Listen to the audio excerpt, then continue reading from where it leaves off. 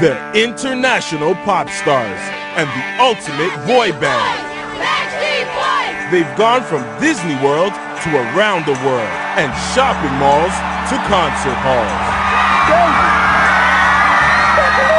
They've broken records in countless teenage hearts.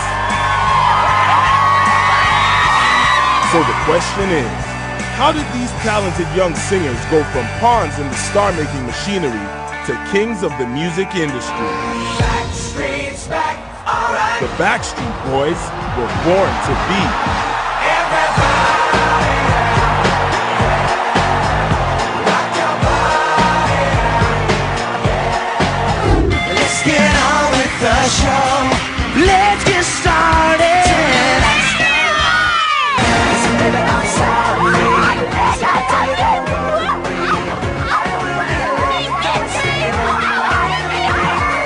The Backstreet Boys' path to chart-busting fame began in the Sunshine State in 1993. A well-placed ad in an Orlando, Florida newspaper announced it was looking for local talent to audition for an all-male vocal group. This was music to the ears of 14-year-old A.J. McClain, 12-year-old Nick Carter, and 19-year-old Howie Dorough.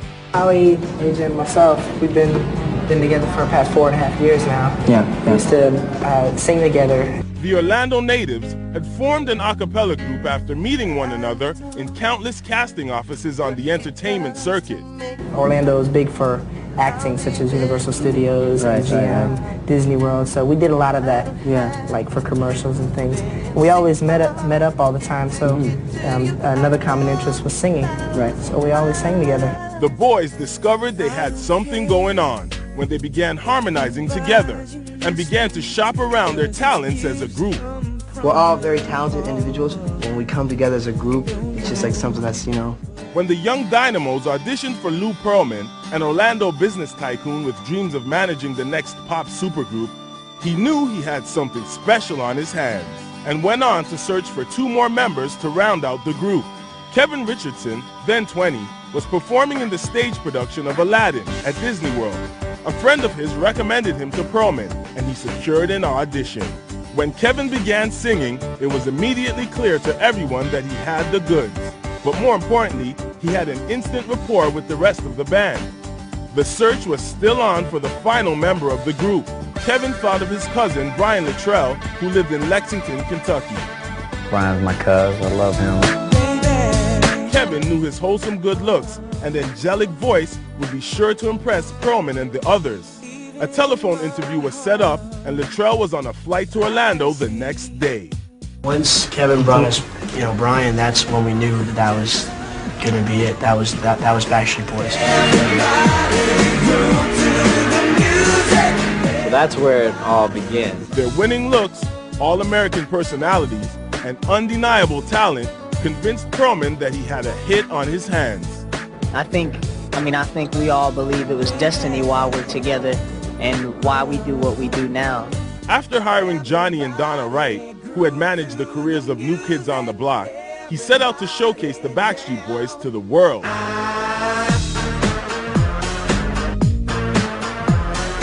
We're not about a gimmick. We're not about being manufactured. We're about family and friends coming together, in harmony and singing. In the early days of their career, Backstreet Boys played anywhere they could.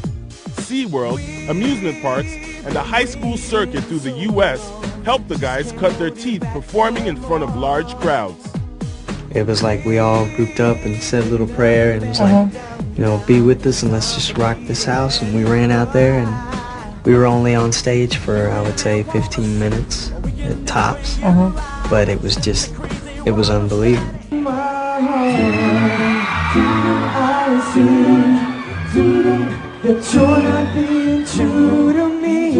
Getting over the fear, getting up in front of people.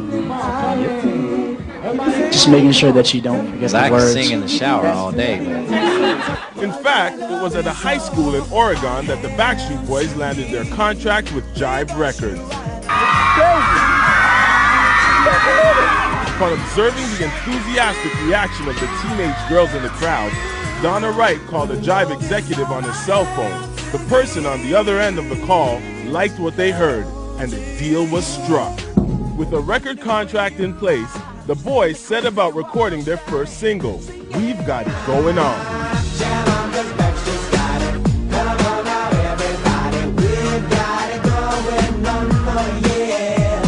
The track was met with a lukewarm reception in the U.S., but it caught fire in Europe. They would tour for nearly 2 years straight, winning a massive fan base all over Europe and even Canada. It started in Europe, and I think it came from France and the magazines and stuff, and that's how it came to Quebec first before it got everywhere else. And then from Canada, it just bled over into the United States. Yeah, we've been so busy in Europe, we haven't even had a chance to promote in the United States yet, and that's what we're getting ready to do next. But the question remained, would the boys succeed in their home country, or were they destined to remain on the outskirts of American pop music? After selling out the Molson Center 3 nights in a row and then coming back to the U.S. and performing in parking lots, it's an adjustment, but it's very humbling, and we don't mind. We're hard workers, and we don't mind. The homesick singers were ecstatic to have another opportunity to prove themselves in their homeland. This is the United States of America. This is our home. So we're starting all over again, which is nice. You know, some people think, oh, don't you think it's bad to, you know, be so big somewhere else and not so big somewhere else? But it's personal now. We're gonna succeed, we hope. 2 years of non-stop touring allowed them to polish their stage performances and develop the confidence and charisma of a bona fide supergroup. The Backstreet Boys were poised for pop perfection. In 1997, the Backstreet Boys re-released their self-titled debut album in the U.S. You changing it up? Yeah, we're going to do a little bit more R&B because the style of music, the mainstream in America is a little bit more R&B as comparison to Europe and some other places where it's more pop-oriented. It quickly topped the charts and generated 4 other sizzling hit singles. But my love is all I have to give. It happens to be my most favorite album that we've put out just because of the material on it. But I think it's important for us to set ourselves straight that we're about our music. After 3 long years of grueling tour schedules, the Backstreet Boys' hard work was finally paying off. They had proved themselves as a force to be reckoned with. But with fame and recognition comes a whole new set of problems.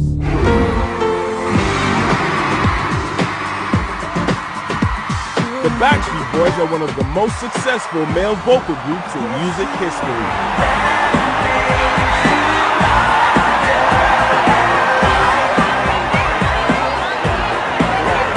They have set records, broken millions of teenage hearts, and silenced critics who charged that they were nothing more than a prefab boy band. And we're considered a vocal group. That's what we want to be called because that's what we are. We're singers.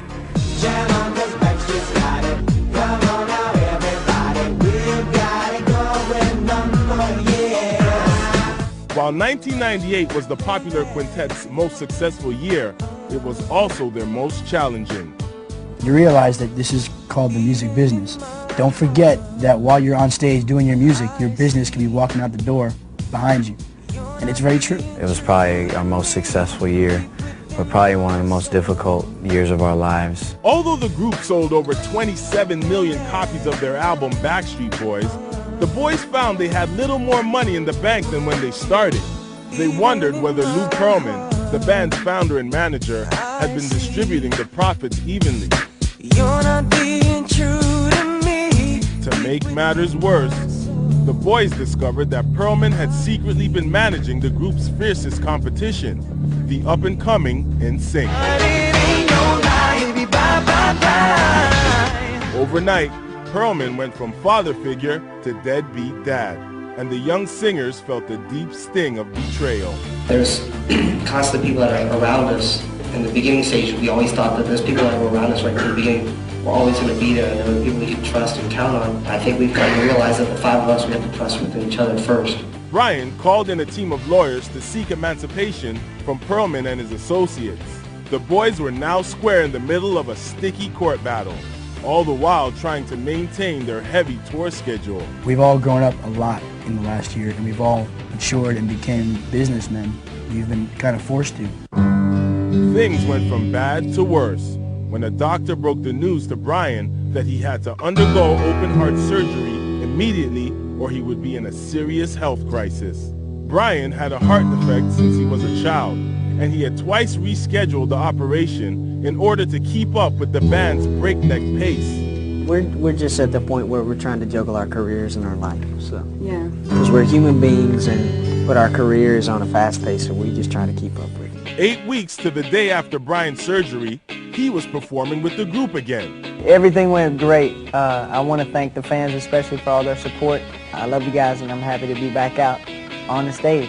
Not fully recovered, he relied on oxygen tanks backstage for the first few weeks. It's really hard to put into words right now, just because this is like the first day back to work for me. But it's good. It's good. I feel a lot older, like I've been through a lot. The group's string of misfortune continued when shortly after Brian's return, Howie suffered the devastating loss of his sister to lupus, a neurological disease. I think it's made us stronger as a group. I think, we're now the closest we've ever been. The 5 of us, we definitely have each other's backs. The stress was tremendous, and the young stars wisely decided to take a short break. We all kind of woke up and realized, you know what, none of this is worth anything if we're not happy and we're not healthy. And we were reaching a point where we were really burned out and we weren't enjoying it anymore. When the dust finally settled, Backstreet Boys had found new representation at the firm, and they were ready to head back to the studio. A brand new album, brand new management, brand new positive attitude. Everything's been really going great. I mean, we've all just been having this real big positive aura around us, and we're all psyched for the new tour, the new album, the new everything. For their sophomore effort, Kevin and Brian lent a hand with songwriting and producing duties. We co-produced a lot of the tracks, a lot of the background vocals and stuff like that. So Kevin was saying before, we learned a lot. We all collaborate together, and that's what makes it the Backstreet Boys sound. We love hip-hop. I mean, we love all kinds of music. And in our up-tempos, it's going to be a lot of fun to do choreography and do that live.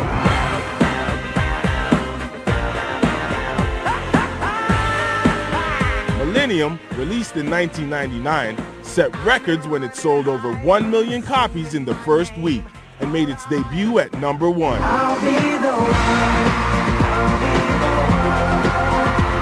If they keep piling up, that's great. We don't really have a number in our heads. We're just excited that that 18 million people have bought our music, and we hope they like it. So we're just going to keep making it. The album would be their biggest, with back-to-back hits like I Want It That Way and Show Me the Meaning of Being Lonely. The boys were back in top form. The chart-topping success of Millennium gave the ambitious quintet the confidence that they could make it without Perlman's guidance. People tell us that, we've helped them by listening to our music through trying times and stuff like that. It's stuff like that means a lot to us, They were nominated for 5 Grammys, sold over 30 million records worldwide, and developed a new contract with Jive worth $60 million.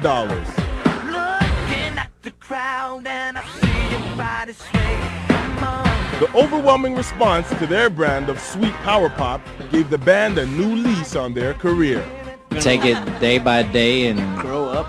keep trying to improve our writing and our singing and our producing and keep trying to make music as long as we can. The new year brought more good cheer. Brian and Kevin got engaged to their longtime sweethearts, thus dashing the hopes of teenage girls everywhere. The Backstreet Boys had achieved success and happiness on their own terms. I want it that way. Keeping with the momentum of Millennium, the hard-working pop stars got right back into the studio to begin work on their 3rd album. After Millennium came out and it did so incredibly well all over the place, everybody's expecting you to duplicate that over and over and over again.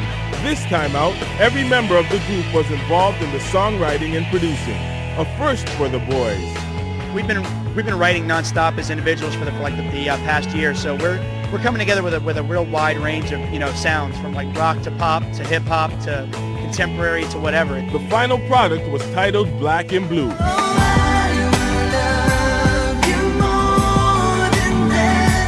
I mean, from the last album to this album, yeah, I think we've definitely grown a lot, personally, as well as musically, and we feel like our sound is maturing. We want to keep evolving, with our fans. We want to keep growing with our fans. The talented singers had been working together for 7 years, and they wanted some recognition that they were not just a flash in the pan.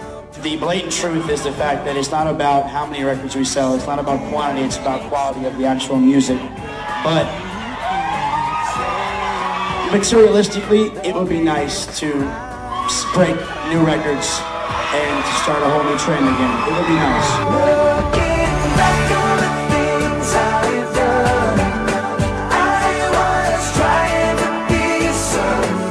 While it didn't match the phenomenal success of Millennium, 2000's Black and Blue sold millions of copies worldwide and achieved platinum status in more than 30 countries.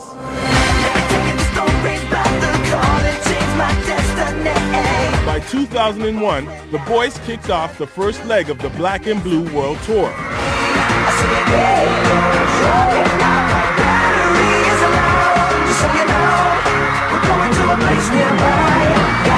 Shows were selling out in minutes, and the Backstreet Boys looked invincible. But some shocking news was about to shatter the illusion of perfection. The second leg of the tour was postponed because AJ was entering rehab for alcohol abuse, drug addiction, and depression. We're not trying to be role models. I mean, we're just 5 guys doing something that we love, and hopefully if we make a mistake, nobody will look at us as it's something bad. I mean, we're not perfect. As a group that has a young fan base, we do feel a little bit of pressure to be role models. For the first time in their careers, Backstreet Boys' squeaky clean image was marred. I can personally say that the Backstreet Boys are sorry for what you've been hearing. The band was in a state of total turmoil. They canceled their overseas tour in an effort to regroup. We really established a very good friendship with each other, and I think that's going to keep us together. October 2001 saw the release of a greatest hits album, but by the year's end it was clear that the boys were headed for an extended break. But maybe after this album we go 5 different ways, and then we all get on the phone and decide, let's do another album. I think we all individually have goals. I think as individuals, and there's things that we would like to do. During their time apart, each member focused on themselves. Brian started a family. He's got a little 2-year-old boy named Bailey. And Kevin had a chance to do Broadway, both in New York and the West End. Nick did a solo tour, did some acting. Howie did some real estate investments, as well as a Spanish-English solo record that he's been working on. And AJ continued his recovery, surrounded by friends and family. Only you can save me. With their hiatus nearing the 1-year mark, fans were beginning to question whether the Backstreet Boys would ever return.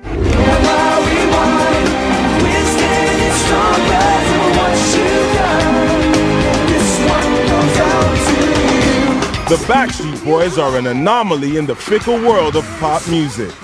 Unlike many vocal groups with bubblegum beginnings, Backstreet Boys have managed to maintain their career for over a decade. I'll be the one, I'll be the light where you can run to make it alright. We've gone on this long and we just want to keep going. We want to be one of the longest groups, of our kind to ever last. But the Backstreet Boys' path to fame has not always been smooth. We understand now, and we're not getting the wool pulled over our eyes anymore. I just want to get up on stage and sing, and that's it. In 2003, AJ appeared on the Oprah Winfrey Show to discuss his struggle with substance abuse. In an effort to show their support, the rest of the boys made a surprise appearance. Are you still the same, or did you change somehow? The reunion helped to ease tensions between band members. He needed time to do what he needed to do to take care of himself. I've been working on my sobriety. I'm coming up on 3 years sober. AJ, I'm really proud of how much you've grown. The gathering opened the door to discussions for a possible musical reunion. A lot of people thought that we broke up, but we didn't break up. We just took a break and allowed allowed each other to kind of do some soul searching and to do some growth. The boys had matured into men during their hiatus, and the musical landscape had changed drastically since they last released a hit album. I mean, we've been gone for a while, and it's like, you know, I'm sure a lot of the critics probably still wanted us to be away. But we've grown a lot since then, and that's just the way we are now. That's why we really took the time to make this album the proper way, because we knew we had like one shot coming back. When they finally released their fourth album, Never Gone, in 2005, the title rang true. It feels fabulous to be back together again, to be making music, touching people's lives in a positive way. This is why we're here. Although their dazzling trademark harmonies remained, the album had a more mature sound, crossing over into the adult contemporary genre. Once you get to a certain level, you can only go backwards and down. And the hardest part, I think, of our career is maintaining the quality rather than the quantity. The quality's got to be perfect. Despite some initial skepticism, the first single, Incomplete, began to spread on pop radio, and their video landed regular rotation on music channels.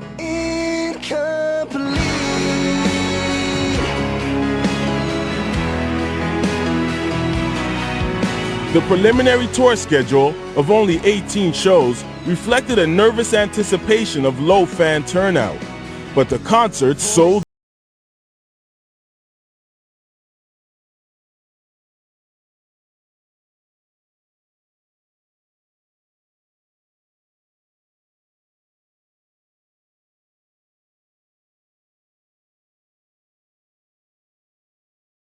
Absolutely crazy for you guys.